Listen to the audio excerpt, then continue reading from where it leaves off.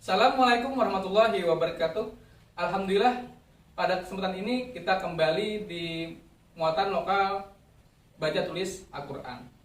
Untuk kali ini kita akan membahas tentang fungsi turunnya Al-Quran.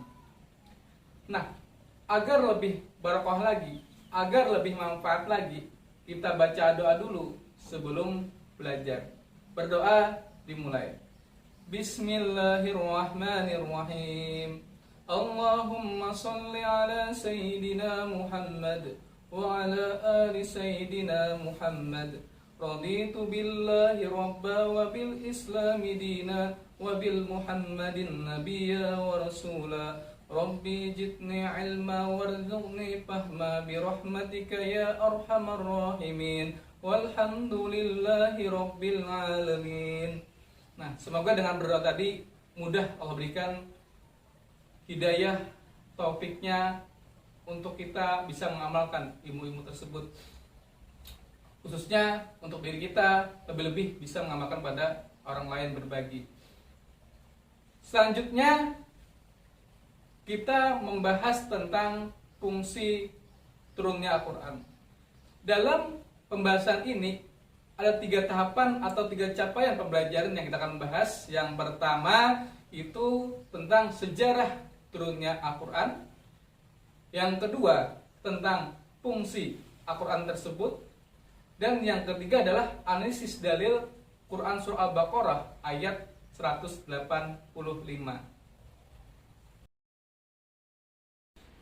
Adapun capaian yang pertama, kita akan membahas tentang sejarah turunnya Al-Quran.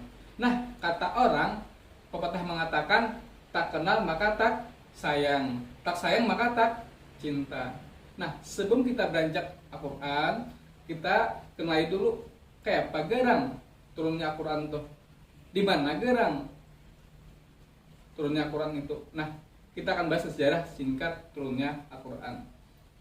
Untuk capaian yang pertama, sejarah singkat turunnya Al-Quran.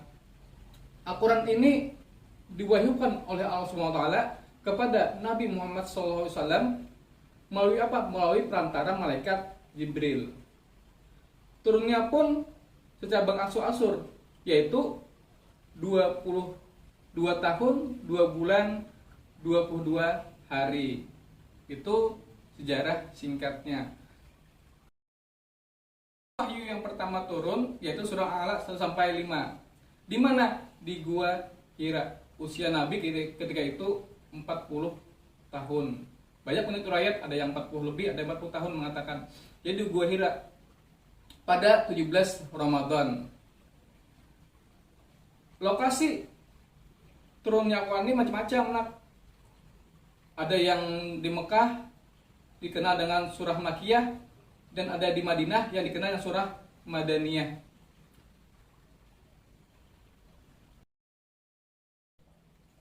Alhamdulillah sudah kita lewati capaian yang pertama, yaitu sejarah turunnya Al-Quran. Sekarang kita masuk pada tahapan yang kedua atau capaian yang kedua, yaitu fungsi turunnya Al-Quran.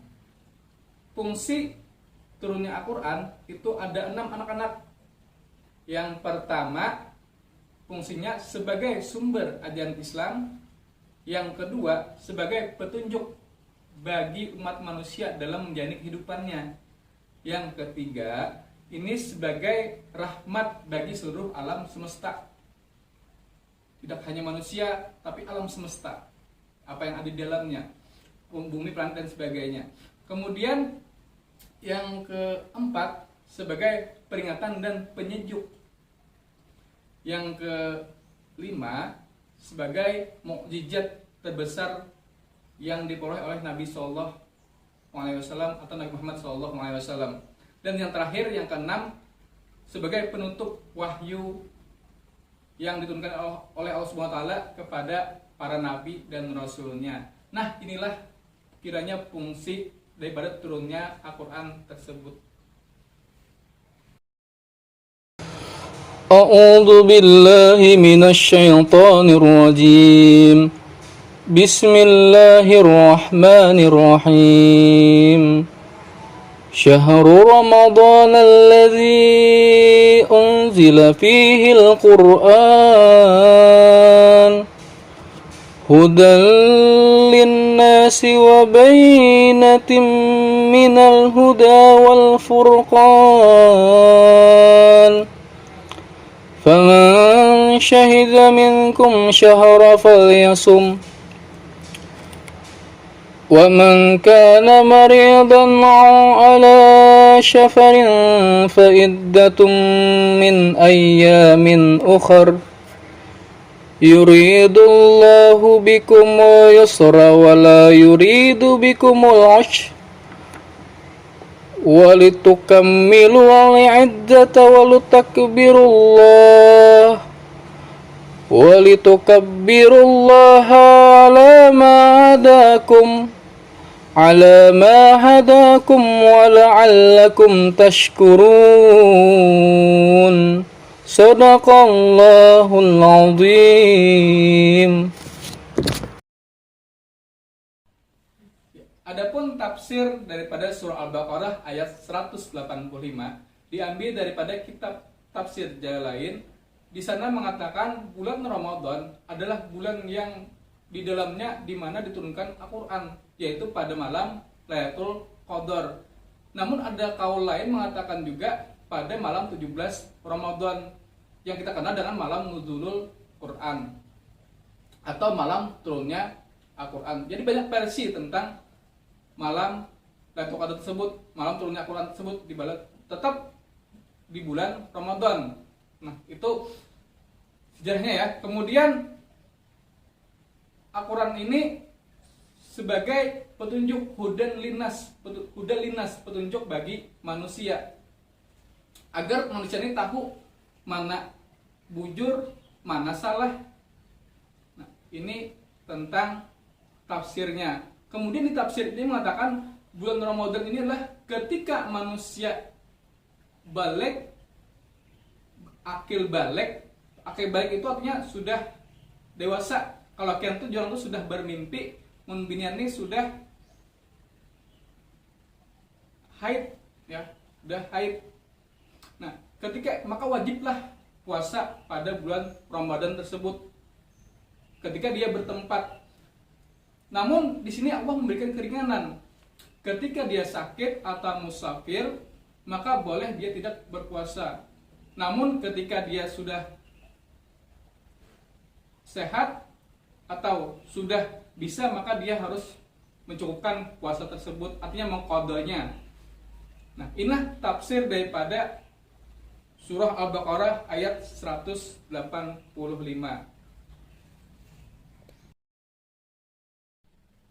So, kita masuk di kandungan surah Al-Baqarah ayat 185. Menceritakan Amr bin Sawad Al-Amiri, kemudian menghabarkan Abdullah bin Wahab, menghabarkan lagi Ammar bin Haris, dan mengabarkan lagi Yazid maula Salamah bin Aqwa, dan Salamah bin Aqwa mengatakan bahwasanya dahulu, kata mereka, pada ketika bulan Ramadan mereka berpuasa, tapi bila kuat puasa saja, bila pengen puasa saja, bila kada puasa kada apa-apa, gak jadi masalah. Namun catatan harus membayar fidyah. Sehingga Pak, turunlah ayat ini. Nah, inilah sejarah turunnya daripada ayat surah Al-Baqarah ayat 185. Yang tadinya tidak mewajibkan belah kada boleh puasa, sekarang sudah diwajibkan. Hanya tertentu bagi orang yang sakit keras dan musafir, itu pun harus mengqada juga atau bayar fidyah tetap. Ini diambil daripada hadis Muslim, nomor hadisnya adalah 1932.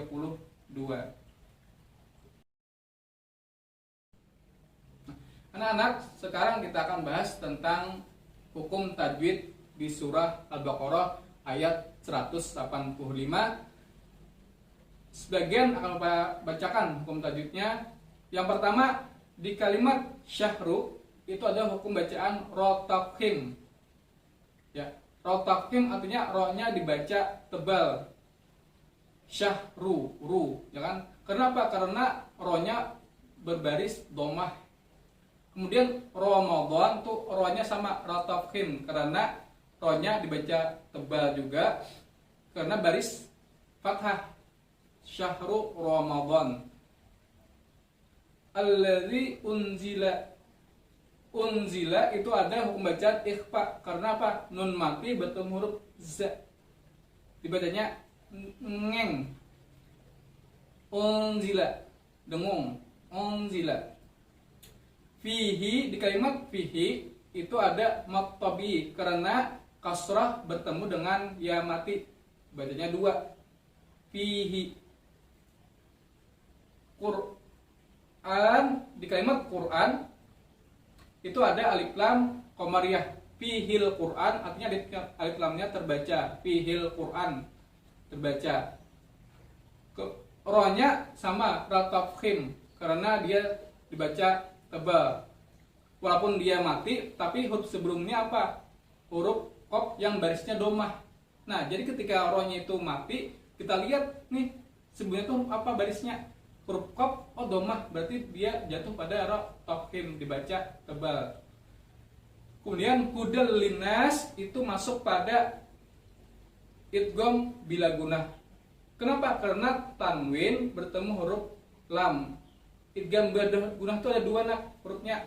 Ketika tanwin bertemu huruf lam dan ro, maka dia bila gunah. Artinya tidak berdengung. Hudal linnas, bukan hudam linnas, tapi hudal linnas. Wabainatin, nah wabainatin karena di sini tanwin lagi bertemu huruf mim. Jadi adalah hukumnya idgham digunah dengan dengung. Wabainatin minal. Jadi masuk bainatim minal huda.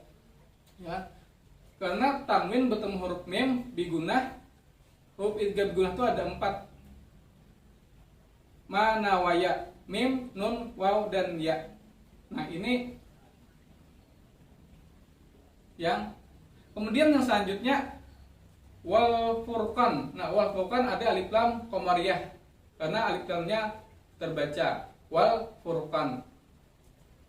Rohnya ratafkhim juga karena rohnya waqaf mati dan sebelumnya adalah huruf qaf yang baris domah. Nah inilah sebagian hukum bacaan, hukum tajwid di surah Al-Baqarah ayat 185. Semoga bermanfaat.